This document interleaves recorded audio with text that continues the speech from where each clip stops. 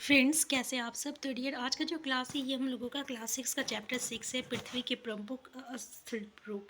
तो देखिए, इस चैप्टर का एमसीक्यू हो गया, उसका लिंक आपको डिस्क्रिप्शन बॉक्स में मिल जाएगा। क्योंकि बहुत सारे स्टूडेंट कहते हैं कि मैम आप लोग चैप्टर वाइज एमसीक्यू करा दीजिए, चैप्टर वाइज एमसीक्यू करा दीजिए। तो देखिए, अगर चैप्टर वाइज एमसीक्यू में अगर डायरेक्ट क्वेश्चन मिलता है हमारा सीटेट में, तो ये उसके लिए आपका बहुत ही यूज़फुल होता है। लेकिन अगर आपका स्टेटमेंट बेस्ड क्वेश्चन के लिए, जैसे कि आपको पता है कि सीटेट में हमें स्टेटमेंट से क्वेश्चन आता है, सेम इज इट मतलब जो आपका बुक का जो है स्टेटमेंट सेम, ठीक है, आपका जो है आपको क्वेश्चन एग्जाम में देखने को मिलता है। तो इसलिए एक बार हमें बुक पढ़ना बहुत ज़रूरी है। चैप्टर को स्टार्ट करते हम लोग आज का क्लास। तो देखिए, इससे पहले हम लोग देखे थे कि हमारा 3 मंडल होता है, जैसे कि आपका जीव मंडल, स्थल मंडल था, वायुमंडल था, फिर आपका जल मंडल था। और ये तीनों मंडल जहाँ मिलता है उसको हम लोग क्या कहते हैं, जीव मंडल कहते हैं। ठीक है, तो स्थल मंडल क्या था, तो स्थल मंडल वो आपका कठोर भाग था जहाँ हम लोग रहते हैं, उसको हम लोग स्थल मंडल कहते हैं। ठीक है, तो इसी तरीके से देखिए, स्थल मंडल जो रहता है, कुछ भाग नीचा रहता है, ऊंचा रहता है, कुछ समतल रहता है। तो जो पहाड़ी वाला स्थलीय भाग होता है, अगर 600 मीटर से अधिक होता है, अधिक ऊंचाई पर रहता है, तो उसको हम लोग पर्वत कहते हैं। और 8000 से मीटर से कुछ ऊंचे पर्वत का क्या आपको नाम पता है? तो अच्छा, सबसे ऊंचा पर्वत क्या है? ये आपको माउंट एवरेस्ट है। उसका कितना है, तो 8848 आपका मीटर है। ठीक है ना, तो ये उसका माउंट एवरेस्ट जो कि सबसे ऊंचा है, उसका जो है ऊंचाई इतना है। ठीक है, 8848 मीटर है। अब देखिए, पृथ्वी के अंदर जो होता है ना, बहुत से गति होती रहती है। कुछ आंतरिक गति होती है, कुछ बाहरी गति होती है। और इस आंतरिक गति के कारण क्या होता है, किसी स्थान पर पृथ्वी का कोई सत्ता जो रहता है वो उठ जाता है, और कोई जो रहता है नीचे धंस जाता है। ठीक है, इसी के कारण कोई पर्वत, कोई भूमि जो रहती है ना, कोई स्थल जो रहता है वो नीचा रहता है, कुछ जो रहता है आपका उठा हुआ रहता है, और कुछ जो रहता है वो समतल रहता है। और ब्राह प्रक्रिया क्या होता है, तो इसमें अपरदन और निक्षेपण आता है। ठीक है, तो अपरदन क्या होता है, जैसे कि आप पृथ्वी का जो सतह वाला भाग है ना, अगर वो टूटता है और या घिसता है तो उसको हम लोग अपरदन कहते हैं। निष्पक्ष और निक्षेपण किसको कहते हैं? अपरदन की क्रिया के द्वारा सतह नीचे हो जाती है, तथा निक्षेपण की प्रक्रिया के द्वारा इनका फिर से निर्माण होता है। ठीक है, यानी वो नीचा होता है, तो ये निक्षेपण के द्वारा वो फिर से क्या होता है, मतलब वो भर जाता है। तो ये किसके थ्रू होता है, तो या तो जल, वायु या बर्फ के द्वारा होती है। हम विभिन्न स्थल रूपों को उनकी ऊंचाई और ढाल के आधार पर पर्वत, पठारों और मैदानों में वर्गीकृत करते हैं। अच्छा, ये वायु, जल और बर्फ के द्वारा कैसे होती है निक्षेपण? तो जैसे कि आपको पता है, जब हवा चलता है ना, तो वो अपने साथ जो है बहुत सारा बालू मिट्टी को साथ में उड़ा के ले जाता है और एक जगह से दूसरी जगह जाकर पटक देता है। ठीक है, जब पानी बहती है ना, तो पानी भी अपने साथ बहुत सारे मिट्टी को ले जाती है एक जगह से और दूसरी जगह ले जाके रखती है। तो कैसा जगह ये लेके जाके रखेगा भाई, तो जहाँ पे नीचे गड्ढा रहता है ना, तो जाके वहाँ जब वो जाएगा तो वहीं पे फिर वो जमा हो जाता है। ठीक है, तो अब देखिए पर्वत, यहाँ पे कुछ पर्वत पर हमेशा जमी रहने वाली बर्फ़ की नदियाँ होती है, इसको हम लोग क्या कहते हैं, हिमानी कहते हैं। हिमानी किसको कहते हैं भाई, तो ऐसे पर्वत जहाँ पे बर्फ़ की नदियाँ होती है उसको हम लोग हिमानी कहते हैं।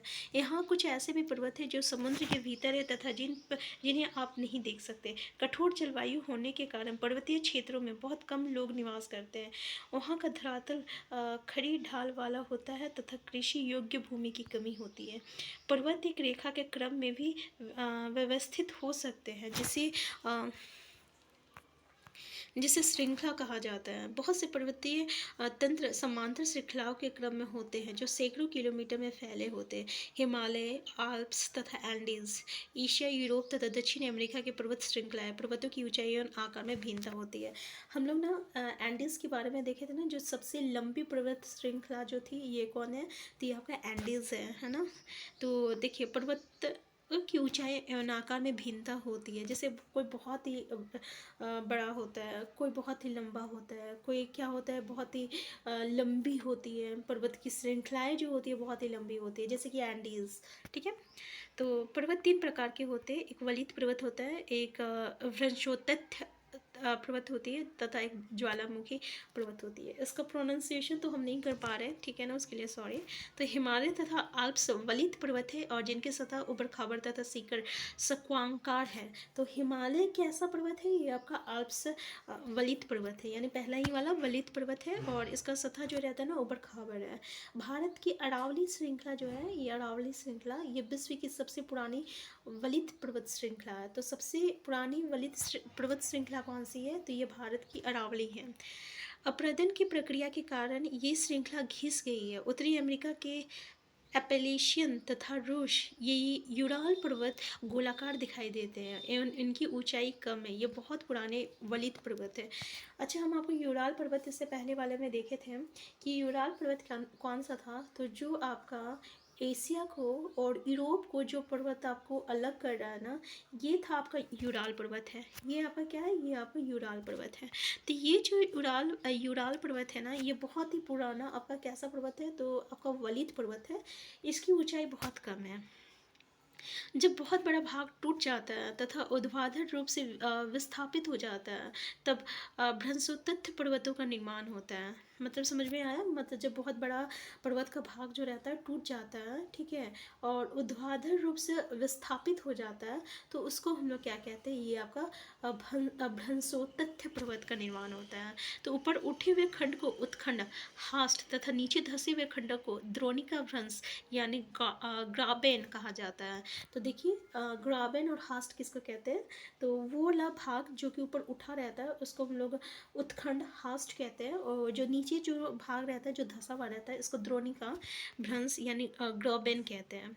यूरोप की राइन घाटी तथा वासचेस पर्वत इस तरह के पर्वत तंत्र के उदाहरण है। तो भाई ये जो आपका भ्रंशोत्तथ पर्वत का उदाहरण अगर पूछ लिया जाए तो याद रखिएगा, यूरोप की राइन घाटी और वासचेस पर्वत जो है ये आपका भ्रंशोत्तथ पर्वत में आता है। अब यहाँ पे देखिए ज्वालामुखी पर्वत ज्वालामुखी क्रियाओं के कारण बनते हैं और अफ्रीका के माउंट किलिमंजारो तथा जापान का फ्यूजियामा इस तरह के पर्वतों का उदाहरण है। ठीक है, तो यहाँ पे ज्वालामुखी पर्वत कौन सा हुआ, तो जो ज्वालामुखी के कारण बना है, कौन सा एग्जाम्पल है इसका, तो इसका माउंट क्लिमजारो है और जापान का फ्यूजियामा है। ठीक है, पर्वत बहुत लाभदायक होते हैं। पर्वत जल के संग्रहगार होते हैं। बहुत सी नदियों का स्रोत पर्वतों में स्थित हिमानियों में होता है। जलाशयों के जल को लोगों तक पहुंचाया जाता है। पर्वतों के जल का उपयोग सिंचाई तथा बिजली के उत्पादन में भी किया जाता है। नदी, खाड़ियाँ तथा वेदिकाएं कृषि के लिए उपयुक्त होती है। पर्वतों में अलग अलग प्रकार की वनस्पतियाँ तथा जीव जंतु पाए जाते हैं। वनों से हमें ईंधन, अब ये तो पता है भाई वन से हमें क्या मिलता है क्या नहीं मिलता है। विभिन्न प्रकार के खेल जैसे कि आप देख सकते हैं यहाँ पे पैरा ग्लाइडिंग है हो गया, हैंग ग्लाइडिंग हो गया, शेयर ड्रिफ्टिंग हो गया तथा स्कीइंग पर्वतों की प्रचलित खेल है। पूछ लिया जाए कि भाई पर्वतों की प्रचलित खेल कौन सा है, इसलिए आपको याद होना चाहिए खेलों का नाम।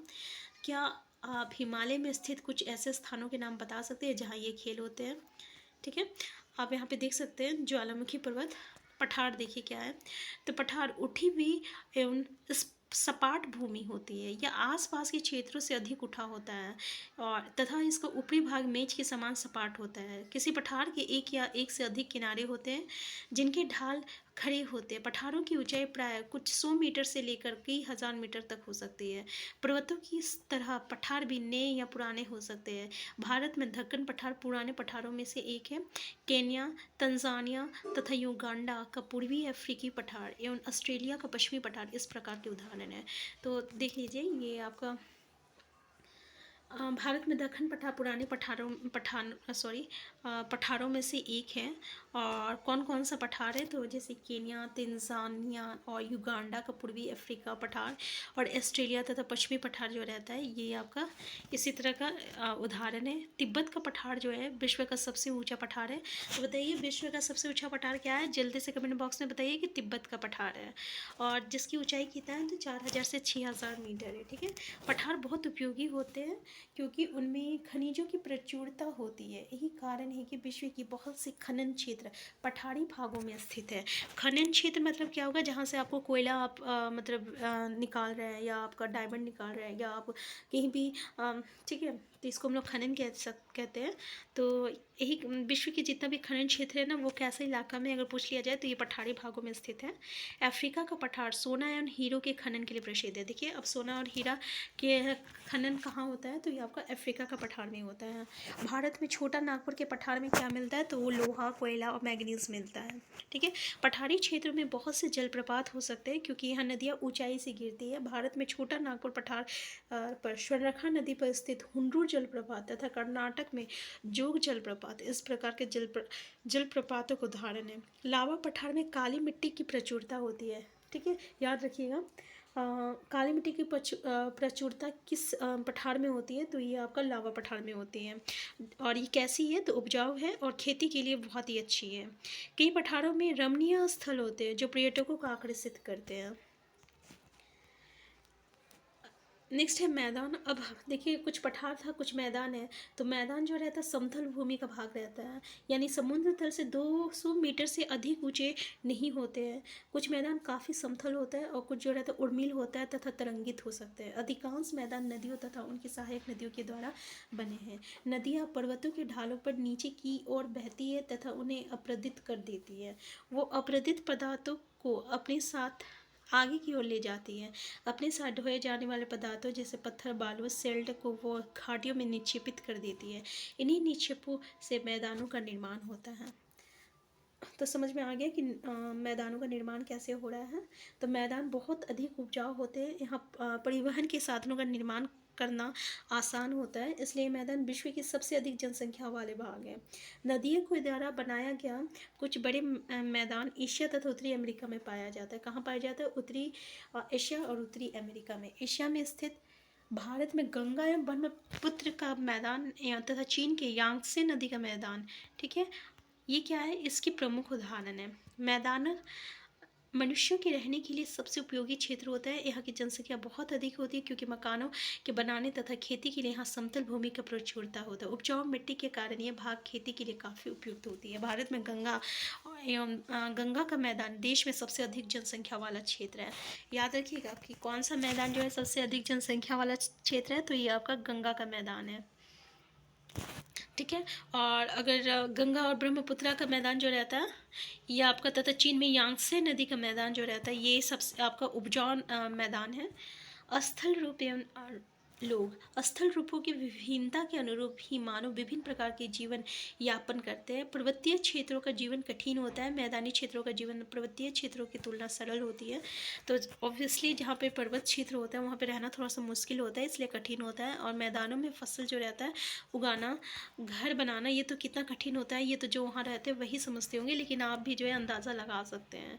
जो प्राकृतिक आपदाएँ होती है, जैसे कि भूकंप हो गया, ज्वालामुखी हो गया, तूफान हो गया या बाढ़ हो गया, बहुत विनाश कर देते हैं। तो इस आकस्मिक घटनाओं के बारे में जागरूकता पैदा करके हमें इनमें आने वाले खतरों को कम कर सकते हैं।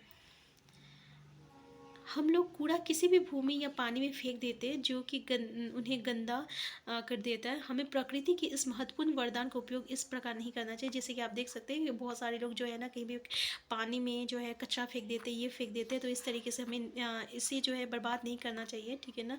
इसे जो है हमें मतलब गंदा नहीं करना चाहिए, क्योंकि जिस नदी तालाब आप देख सकते हैं, ये तालाब को किस तरीके से गंदगी कर दिया गया है। अब यहाँ पे जो है कोई अगर जानवर भी पानी नहीं पी सकता है ना। तो ये जो है ये गलत है। तो हमें इसको प्रदूषित नदी जो है जो कि काफ़ी आपका मतलब कि अगर मान लीजिए कोई जानवर ही पी लिया तो वो इससे उसकी जान भी जा सकती है। इसलिए हमें जो है इस तरीके से किसी भी चीज़ को बर्बाद करने से बचना चाहिए। यहाँ पे है कि आपका स्वच्छ भारत मिशन, ये जो आपका दिया हुआ रहता है ना, ये काफ़ी इंपॉर्टेंट रहता है, क्योंकि कभी कभी ना हमें क्वेश्चन यहाँ से मिल जाता है। स्वास्थ्य शरीर में स्वस्थ मस्तिष्क निवास करता है, और स्वस्थ शरीर के लिए स्वच्छ पर्यावरण, विशेष रूप से साफ जलवायु तथा स्वच्छ वातावरण प्राथमिक आवश्यकता है। इन सभी प्राथमिक आवश्यकताओं को सभी लोगों को सुलभ कराने हेतु भारत सरकार द्वारा स्वच्छ भारत मिशन कार्यक्रम चलाया जा रहा है। ठीक है, तो स्वच्छ भारत कार्यक्रम जो है क्यों चलाया जा रहा है, समझ में आ गया होगा। तो देखिए, इस चैप्टर में ना ऐसा कुछ देखने को नहीं मिला, लेकिन हमें पर्वतों के बारे में पता चला 3 पर्वत ऐसे हैं। ऐसा हमारा काम जो है ना एक-एक टॉपिक को डिस्कस करना, इसलिए कुछ चैप्टर ऐसा है जहाँ से आपको कुछ देखने को नहीं मिलेगा, लेकिन हमारे लिए इम्पोर्टेंट है, और कुछ-कुछ चैप्टर तो बहुत इम्पोर्टेंट हो जाता है। जैसे कि हम लोग यहाँ पे फिर इससे आगे वाला जो चैप्टर था, ठीक है? वो बहुत ही इम्पोर्टेंट था, वहाँ से बहुत सारे क्वेश्चन अराइज़ होता है। जैसे इस चैप्टर में हमें ऐसा क्वेश्चन देखने को नहीं मिला, एक बार आप एमसीक्यू भी कर लीजिएगा तो ये आपके लिए इनफ हो जाएगा इस चैप्टर का। लेकिन इससे पहले वाला जो चैप्टर था परिमंडल वाला, वो तो बहुत ही इंपॉर्टेंट है, सिटेट में हमेशा वहाँ से क्वेश्चन देखने को मिलता है। अगर आप नहीं देखे ना तो एक बार प्रीवियस ईयर क्वेश्चन जरूर देख लीजिएगा, ठीक है? हम फिर मिलते हैं नेक्स्ट क्लास में नेक्स्ट चैप्टर को लेकर। चैनल में नए हैं, चैनल को सब्सक्राइब कर लीजिएगा। वीडियो हेल्पफुल होगा तो लाइक शेयर करना मत भूलिएगा। Thank you.